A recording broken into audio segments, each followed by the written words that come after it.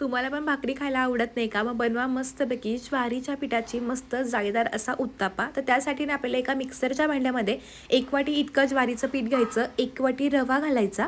ह्यामध्ये आता आपण चवीनुसार मीठ आणि अर्धी वाटी दही घालूयात. थोडंसं पाणी घालायचं. हे सगळं चांगलं मिक्स करून घ्यायचं आणि मिक्सरमधून ना चांगलं असं बारीक वाटून घ्यायचं. ह्यामुळे काय होतं, पिठाच्या अजिबात गाठी किंवा गुठळ्या होत नाही. मी वाटताना ना पुन्हा याच्यामध्ये अर्धी वाटी पाणी घालून घेतलं होतं आणि अशा कन्सिस्टन्सीमध्ये हे मी पीठ जे आहे ते बनवून घेतलं. पीठ बघा अगदी छान असं सैलसर तयार झाले. ते आता एका बाउलमध्ये आपण काढून घेणार आहोत. हे पीठ पुन्हा सगळं चांगलं मिक्स करून झाकण ठेवून 10 मिनिटं रेस्ट करायचं. तोपर्यंत ह्यासोबत खायला चटणी बनवूयात. एका मिक्सरच्या भांड्यामध्ये पाव वाटी ओलं खोबरं घेतलं, 2 चमचे फुटाण्याची डाळ घेतली, अर्धा इंच आलं, 1 हिरवी मिरची, चवीनुसार मीठ, थोडी साखर, 1 चमचा दही आणि पाणी घालून हे चांगली चटणी वाटून घेतली. चटणी आपल्या आवश्यकतेनुसार घट्ट किंवा पातळ बनवू शकता. चटणी तयार झाली तोपर्यंत 10 मिनिटं पण झाले होते.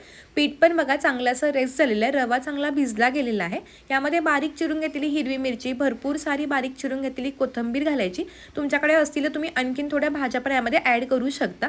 हे सगळं मिक्स केलं. थोडं घट्टसर वाटे म्हणून पुन्हा 2 ते 3 चमचे इतकं पाणी घालून घेतलं. आता हे पीठ जे आहे ते फार घट्टही नसावं आणि फार पातळही नसावं. तर अशा कन्सिस्टन्सीमध्ये आपण हे बनवून घेणार आहोत. हे चांगलं असं मिक्स करून घेतलं. रेसिपी इन्स्टंट आहे त्यामुळे पाव चमचा इतका खायचा सोडा घातला. सगळा चांगला एका दिशेने चांगला मिक्स करून घेतला. आता बघा पीठ अगदी हलकं फुलकं तयार झालेलं आहे.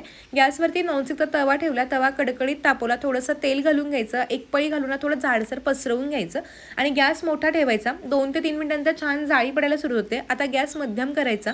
वरच्या बाजूला थोडंसं तेल सोडायचं आणि बाजू पलटी करून दोन्ही बाजूनं मस्तपैकी हे जाळीदार उत्तापे भाजून घ्यायचे.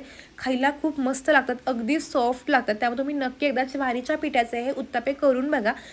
सगळ्यांना नक्की आवडतील. मुलं तर अगदी आवडीनं खातील अशी ही रेसिपी आहे. तुम्हाला माझ्या रेसिपीज पाहायला आवडत असतील तर माझे व्हिडिओ कोणत्या गावातून किंवा कोणत्या शहरातून पाहता हे पण मला कमेंट करून सांगायला विसरू नका, जेणेकरून मला कळेल माझे व्हिडिओ कोणत्या गावामध्ये किंवा कोणकोणत्या शहरामध्ये बघितले जातात. तर बघा मस्तपैकी छान अशी जाळी आपली जिथे पडते आणि गरमागरम सकाळच्या नाश्त्याला असे उत्तापे असतील ना तर अगदी पोट भरेल पण मन भरणे अशी ही भन्नाट रेसिपी आहे.